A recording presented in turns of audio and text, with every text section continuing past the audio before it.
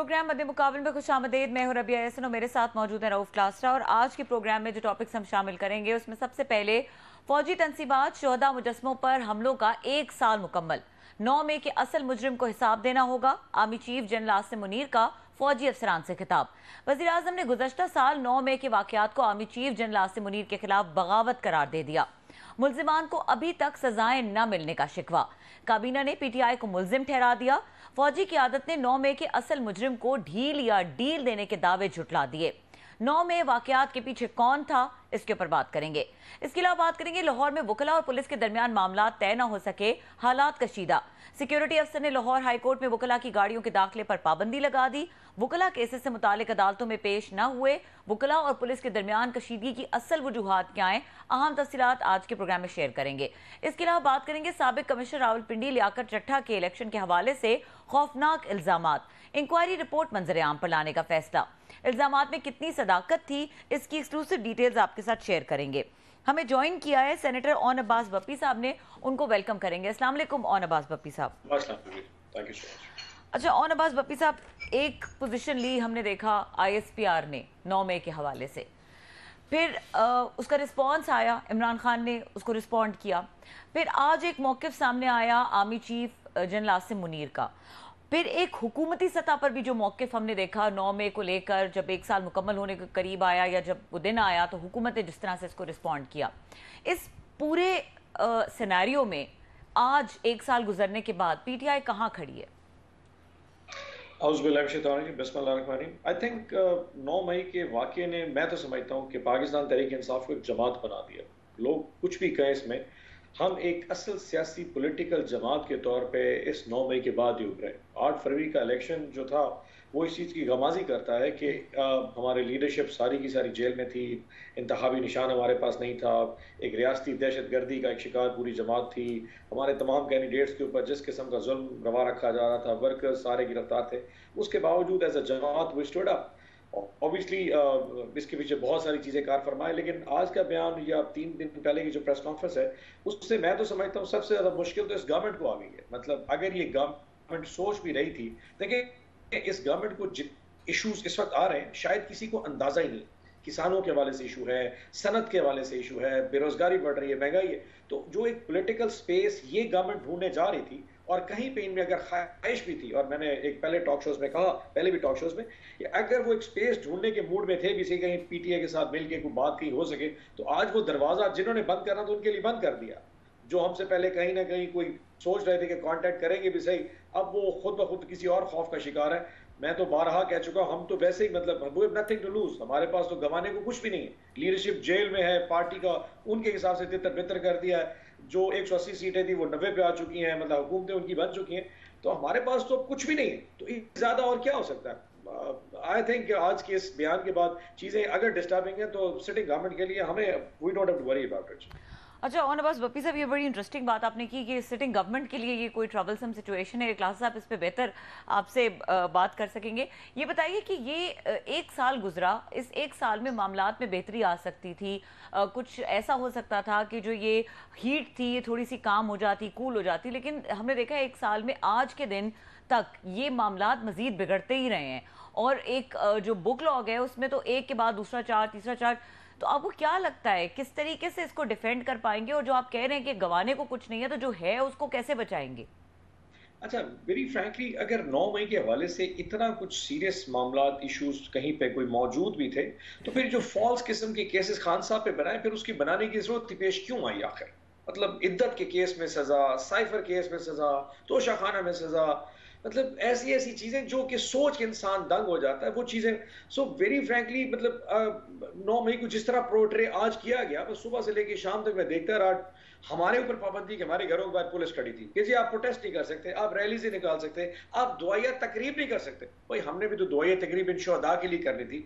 अगर 9 मई को as a शोहदा के दिन के तौर पे देखा जा रहा था, तो वो शोहदा हमारे भी उतरे, अगर किसी और के, वो किसी इदारे के नहीं है, वो इस कौम के, वो मेरे और आपके। अगर उनकी याद में ये दिन मनाया जा रहा था, लेकिन जो एक नैरेटिव सारा दिन बिल्ड किया गया जैसे कि शायद हम कोई बहुत बड़े दूर के लोग हैं, I mean that was wrong. बच्चों से, स्कूल के बच्चों से जिस तरह रैलियां निकलवाई गई, आई मीन वेरी फ्रैंकली ये क्या क्या नैरेटिव सपोर्ट करता है? So having said that, I am sure कि जिस पे जो सबसे ज्यादा सफर करके आज के दिन में वो पाकिस्तान की आवाम है। पीटीआई क्या सफर कर सकती है? हमने जितना सफर करना था 1 साल में कर लिया। I mean we lost people, हमारी लीडरशिप जेल में जो तकलीफें बर्दाश्त कर रही है, इससे ज्यादा क्या हो सकता है? सो पाकिस्तान की अवाम अलबत्ता इस पूरे सिनेरियो में वो पिस के रह जाएगी। मतलब एक तरफ इस्टेब्लिशमेंट है, एक तरफ लोगों की ख्वाहिश है कि ये पीटीआई है, दरमियान में जिसका नुकसान वो पाकिस्तान की अवाम का है। सो मैं तो ख्वाहिश करूंगा कि चीजें आगे बढ़ें, चीजें को आगे मूव करना चाहिए, बट आई होप ये यकीनन मेरा फैसला नहीं है, ये किसी और को लोगों का फैसला है, they have to decide properly. अच्छा, आपने बड़ी अच्छी बात की कि कुछ और लोगों का फैसला है, आपकी अपनी पार्टी में एक आपका मकाम है, हैसियत है, और बड़े कम लोग होते हैं जो इस तरह की बात करते हैं। जो आपने बड़ी वाइज बात की कि मेरे उससे थोड़ी सी हट के बात है, मेरा पॉइंट ऑफ व्यू आपने हमें हमारे साथ शेयर किया। आप जब ये बात करते हैं कि अगेन किसी और का डिसीजन है, तो एक थोड़ा सा मेरा ख्याल है विंडो ऑफ अपॉर्चुनिटी एक निकली थी जब DGISPR साहब ने उन्होंने प्रेस कॉन्फ्रेंस की। वो ठीक है, उसमें कैरेट एंड स्टिक हमें नज़र आ रही थी। तो खान साहब के पास अब समझते नहीं है कि ठीक है, उनकी शर्त बड़ी वो सख्त थी कि खान साहब माफ़ी मांगें या ये चीज़ें करें। फिर आप मानते हैं कि खान साहब के लिए मुश्किल होगा अपनी पोजीशन से पीछे जाना, लेकिन सम टाइम कोई टाइम भी तो लेते होते हैं कोई उसमें पाज ले लेता है बंदा, कोई 1 दिन का 2 दिन का कि चले उन्होंने एक बात की है, तकरीर की है, उन्होंने अपना पॉइंट ऑफ व्यू दिया, मैं 2-4 दिन को ठहर जाते हैं, किसी 2-4 बंदों से पार्टी के लोगों से मशवरा करते हैं कि इसको कैसे हम अपने अपने हक में इस्तेमाल कर सकते हैं। जो DG साहब की प्रेस कॉन्फ्रेंस है, खान साहब तो अगले 6 घंटे नहीं गुजरे होंगे, 8 घंटे उन्होंने डट कर और बड़ा सख्त जवाब दिया। तो आप समझते नहीं कहीं पे कोई थोड़ा सा पाज लेते हैं, वक्फा लेते हैं, 2-4 दिन गुजरने देते हैं कि फिर हम अपना एक मैयट किस्म का रिस्पांस देंगे। तो उससे तो मजीद मसले बड़े हैं। आज आर्मी चीफ की तकरीर के बाद तो लगता है कि मजीद ये सख्तियाँ आने वाली हैं, फैसले होने वाले हैं। और खान साहब पे शायद 9 ये मई वाली भी, अभी आपने 3-4 केसेस गिनवाए, तो मुमकिन है 9 मई का भी उनको कोई ट्रायल उनका शुरू हो जाए। भाई जिस दिन खान साहब का इद्दत वाले केस का फैसला हुआ था ना, उस वक्त हमें समझ लग गई थी कि ऑब्वियसली ये बात किस तरफ को जानी है।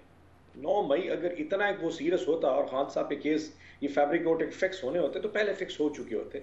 सो आई एम श्योर कि इद्दत, साइफर और तोशा खाना ये बहुत बड़ा एक सिग्नल है उन तमाम लोगों के लिए कि 9 मई तो दूर की बात, मतलब इस जहां पे फिक्स करना उन्होंने फिक्स कर लिया। तो मैंने जैसे कहा कि इससे ज्यादा कुछ नहीं हो सकता। जहां तक आपने दूसरी वाली बात की ना, ये देखिए, ये हमेशा विन विन सिचुएशन दोनों साइड से होती है। सिग्नल किए जाते हैं कि ओके ठीक है, ये स्पेस हम क्रिएट कर रहे हैं, ये स्पेस तुम क्रिएट करो। जो स्पेस हमें नजर आ रही थी वो हमें बुशरा आपा की सेहत के हवाले से नजर आ रही थी। जो स्पेस सिग्नल हमें मिल रहे थे वो कैदे तन्हाई मिल रही थी। और आज अगर आप इस्लामाबाद हाई कोर्ट का फैसला देख लें तो उन्होंने बड़ा क्लैरिटी से कहा कि एक खातून को आपने 7 साल की सजा दे दी है कि भाई इद्दत के केस में, मतलब इंतहाई वाहियात किस्म का केस है माजरत के साथ, उसमें 7 साल की, तो उसमें कैदे तन्हाई कहां से आ गई? ये तो मतलब जिनको कत्ल की सजा दी जाती उनको नहीं रखा जाता।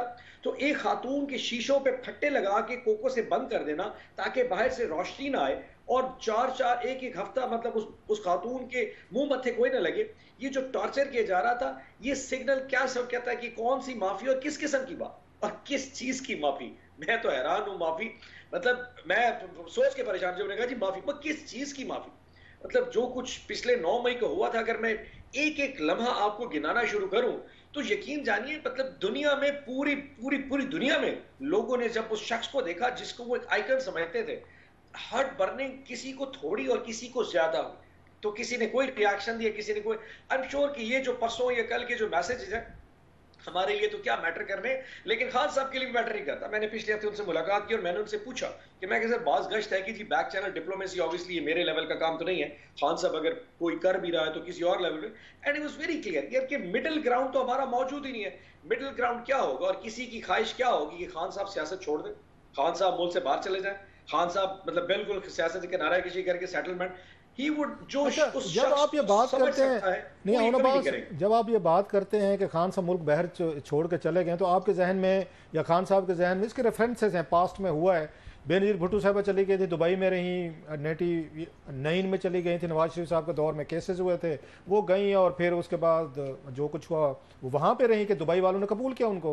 नवाज शरीफ साहब गए मुशर्रफ साहब के दौर में तो उनको सऊदीज़ ने कबूल किया, अमेरिकन भी थे, ग्रंटर भी थे, ऐसे यूके में रहे। तो एक लोग ये भी कहते हैं कि खान साहब की इंटरनेशनल लेवल पर किसी मुल्क से तल्लुकात बने हुए नहीं थे, ना अमेरिकन से, ना सऊदी से, ना चाइना से, ना ब्रिटेन से, ना यूरोप से, पूरी दुनिया से तो खान साहब लड़े हुए थे। तो खान साहब को दुनिया का कोई मुल्क लेने को तैयार ही नहीं है कि आप हमारे यहाँ आ जाएँ, कोई ब्रेक ले लें। ना उनका लोकल गारंटर है पाकिस्तान में, कोई गारंटी देने को तैयार है, ना इंटरनेशनल गारंटी देने को तैयार है। फिर तो आप ठीक कह रहे हैं कि खान साहब के लिए बच तो यही जाते हैं कि पाकिस्तान में बैठे और तो कोई ऑप्शन नहीं रह गया उनके पास। इंटरनेशनल लेवल पे फ्रेंड्स नहीं है, तो यहाँ लोकल लेवल पे कोई पावरफुल कोई हमें उनके दोस्त नजर नहीं आते। माजरत चाहते हो आपसे थोड़ा सा अपनी आर्गुमेंट को थोड़ा डिफर करूंगा इस हवाले से। सर, पहली तो सर। बात ये कि सियासत में जो पाकिस्तान में पिछले 30-40 साल में जो कुछ किया है, मतलब हर 2-3 साल में एक नया नैरेटिव आता है कि जी अब ये गद्दार है और ये मुहिब वतन है, और अब ये मुहिब वतन गद्दार हो गया और ये मुहिब वतन। तो जो 2-3 साल में नैरेटिव, तो उस पर जो गद्दारी या दहशतगर्दी में आता है या चोर या डाकू बनता है, तो उसको एल टाइम मुल्क से बाहर जाना पड़ता है। वो अमूमन लंदन जाते हैं, वो सऊदी अरब जाते हैं, वो दुबई चले जाते हैं। तो ऑब्वियसली खान साहब से भी एक्सपेक्ट किया जा रहा था। हैविंग सेड दैट, जो आपने कहा, देखिए पहली तो बात है कि वो शख्स कभी इस मट्टी को छोड़ के नहीं जा सकता, और ये मेरी कोई ख्वाहिश नहीं है कि वो खान साहब जेल में रह, ऐसा कॉम्प्रोमाइज ना करें।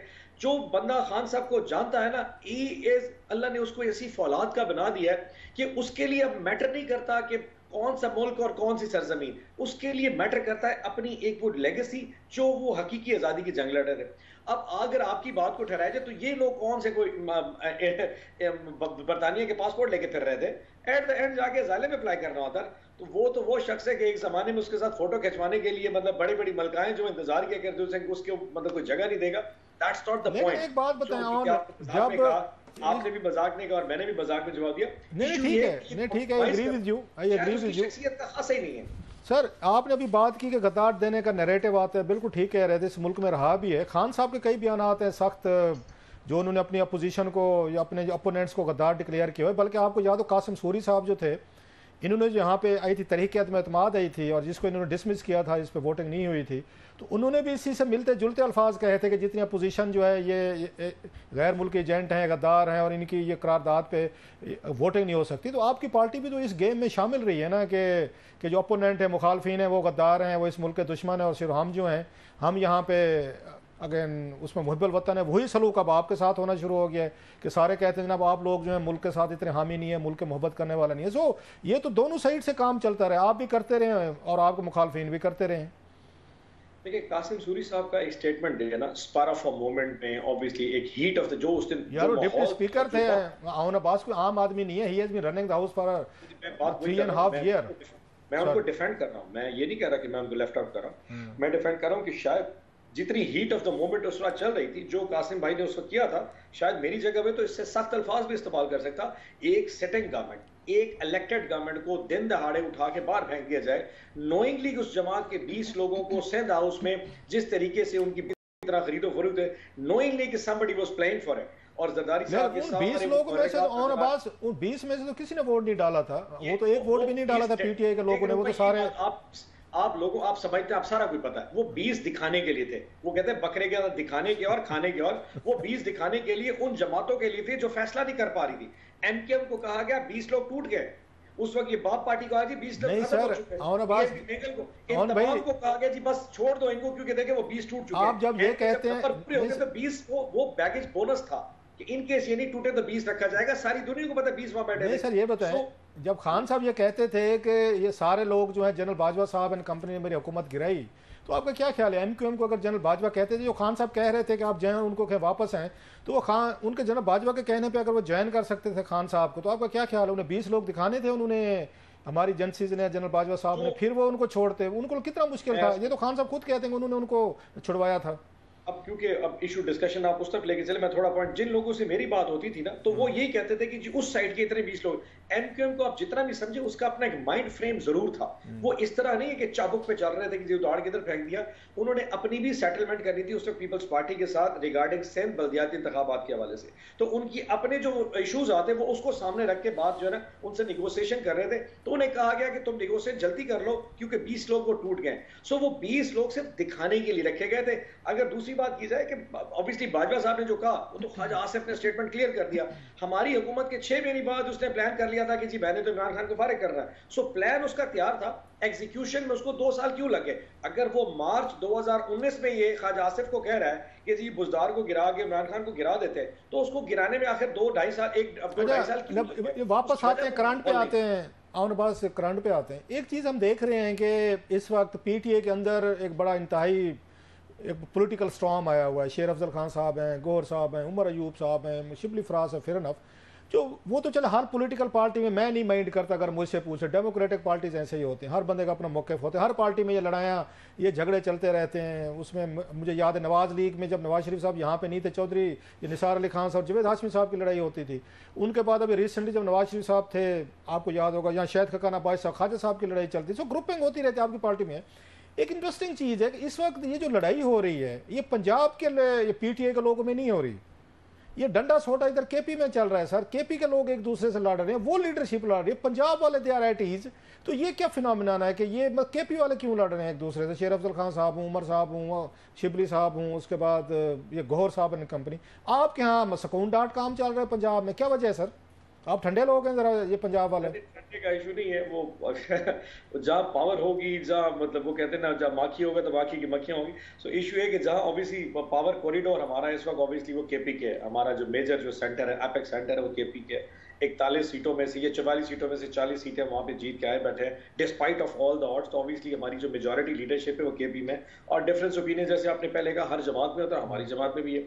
And with all due respect, Marwat साहब का जो इशू चलता रहा, मतलब ऑब्वियसली वो उसने उस वक्त पार्टी को साथ दिया था जिस वक्त कोई भी नहीं दे रहा था। आई मीन यकीन करें हमारे जैसे लोगों के लिए टाइम हुआ, हमारा एक ब्रांड बन गया था। और जनरल इलेक्शन में लोग मुझसे मेहनत करते थे कि यार किसी तरह शेर अफजल मरवत से वीडियो बनवा ले हमारे लिहाज में। एक उसकी छोटी सी वीडियो किसी एक इलेक्शन कैंपेन में किसी एक हल्के में एक बहुत बड़ा इफेक्ट डाल रही थी। सो अल्टीमेटली जब आप इतना बड़ा फेम लेके आते हैं तो ऑब्वियसली उसकी एक आफ्टर रिपरकशंस भी होते हैं, कहीं पे थोड़ा सा ना लोग उससे थोड़ा सा आगे पीछे भी हो जाते हैं। बट फिर भी ये कि शेर अफजल भाई खुद भी कहते हैं कि मैं बाज़ बात करते हैं ना, मुझे अपने नर्व्स पे कंट्रोल नहीं रहता, तो मैं बात कुछ ऐसे कर रहा हूँ तो वो उनकी गुफ्तगू कहीं ऊपर नीचे भी होती रहेगी। कुछ लोग अच्छा, वो कहते हैं शेर अफजल खान साहब का जो मैं पढ़ रहा था, ट्वीट्स पढ़ रहा था, वो कहते हैं जी पार्टी के लोग मुझसे जेलस हो गए, मेरी पॉपुलैरिटी से, फेम से, मेरे स्टाइल से, मेरे उसको ये मैवरिक होने से, किसी से ना डरने से, लोगों को बाहर निकालने से। जब लोग डरे हुए थे सारे के सारे, जो आपने भी बात की, वो मैदान में लोगों को निकालना, वो कहते हैं सारे लोग जो हैं वो मेरे फेम से डर के वो हो गए हैं, खौफजदा हैं, खान साहब के कान भरते हैं। तो खान साहब कानों के कच्चे हैं कि कोई उनको जाके कह देते और वो उस पर फैसले देते हैं? कभी उनको पब्लिक अकाउंट्स कमेटी का चेयरमैन बना रहे हैं और कभी ऑर्डर कर रहे हैं इनको उससे निकालेंगे, ये कमेटियों से निकाल दें। थोड़ा सा इसको क्लैरिटी ले आते। पहली बात तो ये कि वो कहते थे कुछ शहर के लोग भी जालिम थे, हमें भी था शौक। नहीं, मैं सुना देता हूँ सर, ऐसे नहीं, ऐसे मुनीर नियाजी साहब की इसका नज़म को आप ऐसे नहीं कह सकते। उनकी बड़ी खूबसूरत पंजाबी की नज़म है, कोई शहर के लोग भी जालिम सन, कोई सानू मरण का शौक भी सी। तो वो शेर भाई के जितना फेम है ना, वो गुफ्तगू भी वैसे कर जाते हैं। लेकिन हैविंग सेड सर यही बात तो लोगों को पसंद आई थी ना, उसी वजह से तो पॉपुलर हुए थे। अगर वो भी मेरी तरह आपकी तरह बिल्कुल एक एक लफ्ज चुन चुना के टीवी पे बैठ के ये ना करें वो ना करें, तो लोगों ने कहा उनको पॉपुलर होना था। उनका जो नेचुरल स्टाइल था, उनका अपना पख्तूनों का, उन्होंने जिस तरह, मैं तो उनके फैन क्लब में हूँ, वो तो पॉपुलर हुआ सर। मैं तो उनके फैन क्लब में शामिल हूँ। मुझे तो वैसे ऑब्वियसली मतलब इस तरह का धड़ल्ले वाला शख्स वैसे ही बहुत ज्यादा पसंद है। बट हैविंग सेड दैट, कहीं ना कहीं कुछ ऐसी गलतियां हुई, चीजें थोड़ा ऊपर नहीं। लेकिन हैविंग सेड दैट, आज जो चीजें हुई ये उनका अपना फैसला था। बाय द वे, ये खान साहब के पास फैसला गया था, उन्होंने कहा था। मैं समझता हूं कि इस वक्त शायद मतलब मेरी तरफ से वो पार्टी जो एक जो कमिटमेंट है टुवर्ड्स पॉलिटिकल कमेटी या कोर कमेटी, मैं सही तरह डिलीवर नहीं कर पाऊंगा। तो उनका मैसेज था कि मैं कुछ अरसे के लिए जरा बैक स्टेप पे जाना चाहता हूं, जिसको फिर खान साहब ने अप्रूव किया और फिर वो से स्टेप डाउन हो गए। वो खैर ट्रांसलेट उस हिसाब से गलत हो गया। ऐसा नहीं कि खान साहब ने फैसला किया, उन्होंने खुद वॉलंटरली सरेंडर किया कि मैं कुछ अरसे के लिए स्टेप डाउन करना चाहता हूं। और रात को जो हमारी पॉलिटिकल कमेटी थी उस पर ये उन्होंने रात को, कल रात की बात कर, रात को 10 बजे थी और मेरी शायद उस वक्त आपके प्रोग्राम के वाले से माजर जो मैंने की थी उसी कमेटी के वाले से, तो उस वक्त उन्होंने कहा था। और आज वो अप्रूवल के लिए जुमेरात को लीडरशिप गई और खान साहब बताया, उन्होंने कहा ठीक है अगर वो कुछ ऐसा ब्रेक लेना चाह रहे हैं तो लेट हिम। नहीं, ये मुझे बताया ना बास, मतलब है उस वक्त जब कोई बंदा मैदान में निकलने को तैयार नहीं था, हर कोई घरों पे था, कोई बोल नहीं रहा था, बात नहीं कर रहा था। उन्होंने खुद भी कहा है, इट्स नॉट कि मतलब हम ये कह रहे हैं, उन्होंने खुद ये कहा है कि मुर्दा घोड़ा था ये पार्टी और मैंने इसमें जान डाली। जब वो जान डाल गई, मतलब है गाँव बस गया, सारा कुछ हो गई, मेले शले रच गए, ढोल धमाके हो गए, इलेक्शन जीत लिए, उनकी पॉपुलैरिटी कैश हो गई, उन्होंने भी खान साहब का सारा नैरेटिव उन्होंने कर दिया। जब गाँव बस गए तो उनको हटा के नंबरदारी के लिए कुछ और लोग आ गए। तो ये नहीं समझा जाएगा कि पॉलिटिक्स में लोगों को यूज़ करो, यूज़ करने के बाद डंप करो। कुछ लोग कहते हैं कि उनकी पॉपुलैरिटी जो है वो साफ ज़ाहिर है बहुत ऊपर चली गई थी, जो बहुत सारे लोगों को हजम नहीं हो रही थी। तो खान साहब ने तो उस ग्रुप को सपोर्ट किया जो उनके अगेंस्ट से, नहीं तो डट के जवाब देते कि नहीं भाई इनको। जी सर, गलत परसेप्शन है। मैं थोड़ा दोबारा क्लियर कि जो शेर भाई की जो शख्सियत है, इसमें कोई डाउट नहीं है कि उसका जो फैन क्लब है या फेम है वो आफ्टर खान अगर किसी लीडरशिप का है तो वो शेर अफजल का। अब वो मतलब नेक्स्ट सेकंड लेवल के ऊपर ना मतलब माशाल्लाह माशाल्लाह अल्लाह ने उसको बहुत इज्जत दी है। और मैं आपको कह रहा हूँ कि इलेक्शन में लोग मुझे उसकी वीडियो का क्लिप मांगते थे, हमारे एमपीएस के कैंडिडेट के, जी 2 मिनट का क्लिप तो मंगवा दे शेर अफजल बरवत का, हमारे हाथ में थोड़ा सा वोट ज्यादा पड़ जाएगा। तो वो इस किस्म का ब्रांड था। लेकिन फिर कहीं ना कहीं कुछ ऐसी चीजें हुई जो पार्टी में ऑब्वियसली थोड़ा सा मतलब उनको थोड़ा सा वो गुफ्तगू में एक महारत भी है कि ऐसी बातें कर जाती हैं जो लोगों को एलिनेट करती है। हैविंग सेड दैट, खान साहब हमेशा से उनको मतलब उनके हवाले से बहुत स्ट्रॉन्ग ओपिनियन रखते रहे कि he has to be there. But at the end फिर जो कुछ हुआ, फिर कल रात को उन्होंने खुद ही कहा कि मेरे ख्याल में मुझे थोड़ी सी पॉलिटिकल ब्रेक चाहिए, मुझे कुछ ऐसा सोचने का वक्त चाहिए, क्योंकि पीएससी के वाले से जो डिसीजन मेकिंग हुई है, जो कि पॉलिटिकल कमेटी में डिस्कशन हुई है, जो कि किसी और को हमने मतलब प्रपोज कर दिया, तो उस हवाले से वो थोड़ा कहा जी मैं वैसे और पास एक बात बताएं जाते जाते, लास्ट क्वेश्चन, मेरी रीडिंग है, आई मे बी रॉन्ग, मैं गलत भी हो सकता हूँ, जो ये जो आप लोगों के अपनी पार्टी के अंदर खुद से फैसले होना शुरू हो गए हैं कि पीएससी का चेयरमैन कौन होगा, वो होगा, ये नहीं, लड़ाई चल रही है 2 महीने से। मुझे तो नहीं लगा हुकूमत आप लोगों को अगर पीएससी के चेयरमैन ही देगी, आप लोगों का तमाशा देखती रहेगी, लड़ते भिड़ते रहेंगे और दरमियान में से कोई और बंदा निकल आएगा। इतनी बड़ी अहम कमेटी तो आपको नहीं देने लगे इन हालात में जितनी लड़ाई फटे चल रहे हैं। आप मेरी इस असेसमेंट से एग्री करते हैं कि आपको शायद ना मिले इसकी चेयरमैनशिप, जो ऐसे आपकी पार्टी आपस में लड़ती रहे? सर देखिए, वो जो सीओडी था ना, उसके हिसाब से तो ये हमेशा के लिए नहीं, सीओडी के आप ठहरे सर, ये बड़ा अच्छा आर्गुमेंट दिया आपने। वो सीओडी के सेक्रेटरी नहीं है। यस, आप लोगों ने तो सिक्योरिटी, बल्कि नहीं, सुने सर, सुने, आप मेरे छोटे भाई हैं, आप लोगों ने, खान साहब ने तो सीओडी के पखड़े उड़ाए हुए हैं। इन्होंने कहा ये तो इन्हें चोरों डाकू ने, नहीं सर सुने, इन्होंने चोरों डाकू ने डील कर ली एक दूसरे की, इन्होंने डाके छुपा रही हैं, ये दौलत छुपा ले, ये मिल गए हैं गैंग। खान साहब was against COD between Nawaz Sharif साहब और बेनजीर भुट्टो। आज अब सीओडी का हवाला कैसे देते हैं? हाँ, आप पहले जाए उसके सिग्नेटरी बने, उसका हिस्सा बने, फिर आप ठीक कहते हैं सर। मेरी बात तो सुन लें, मैंने आपको कहा कि ये सीओडी का हिस्सा है, हम उसके सिग्नेटरी नहीं थे। उसके बावजूद 2018 के इलेक्शन में जब हमारी हुकूमत आई, एज पर ये डॉक्यूमेंट सीओडी का है कि ये कानून में कहीं नहीं लिखा हुआ कि ये जो पब्लिक अकाउंट्स कमेटी है ये ऑपोजिशन लीडर या ऑपोजिशन लीडर के नामजद शख्स को जाएगी। और हमने शहबाज शरीफ साहब को पीएससी का chairman despite not a secretary to COD हमने उनको दिया था। तो उसी हिसाब से ये हमारा भी क्लेम है कि पार्लिमानी एक असूल है कि ये हमेशा ऑपोजिशन लीडर या उसके नाम से शख्स हो जाता है, तो वो तो इनको हमें देना चाहिए और देना भी पड़ेगा। अब अगर इनके पेट पे कुछ और चल रहा है या इनकी कोई और, मेरी रीडिंग है, मैं गलत हो सकता हूँ, मेरी रीडिंग है कि आखिर पे कोई वो जादूगर की तरह ना अपनी हैट में से कोई और कबूतर निकालेंगे। मतलब नूर आलम खान साहब चुप करके तो नहीं बैठे होंगे, वो भी अपनी कोई इधर उधर कोई तारे शारे हिला रहे होंगे, वो भी अपोजिशन के बंदे, मौलाना के बंदे। सर जी सर, पब्लिक अकाउंट कमेटी को आम कमेटी नहीं है, इट्स नेक्स्ट टू मतलब ये लीडर ऑफ द हाउस के बराबर है, ताकत का एक मंबा होता है। ऑब्वियसली गवर्नमेंट को एक्सपोज करने के लिए इससे बेहतर और पोजीशन कोई नहीं है। तो जिस किस्म की चोरियां, किसानों वाला जो इशू मैंने रेज किया या आपने रेज किया था, अगर ऐसे इश्यूज को दबाने के लिए इसका क्रेडिट आपको जाता है। काकड़ साहब ने ये बात खत्म कर दी है, इसका क्रेडिट आने बस आपको जाता है। आपने सेनेट में तकरीर की थी बड़ी शानदार, उसके बाद हमने फॉलो अप के तौर पर उस पर काम किया। इसका क्रेडिट सर आपको जाते हैं, किसानों के लिए आपने आवाज उठाई और इस स्कैंडल में बड़ी डट कर आपने बात की। It's your credit. ऐसे पीएससी जैसे फोरम जो है ये गवर्नमेंट रखना चाहेगी, लेकिन हैविंग सेड दैट पार्लिमानी असूल के हिसाब से हमारे पास बस इस मुल्क में जितने असूल आपने फॉलो किए हैं उतने हुकूमत फॉलो करेगी। बहरहाल देखते हैं सर जी क्या होता है। बहुत शुक्रिया ऑन अब्बास भप्पी साहब, आपने एक्सक्लूसिवली हमसे गुफ्तगू की, हमें टाइम दिया।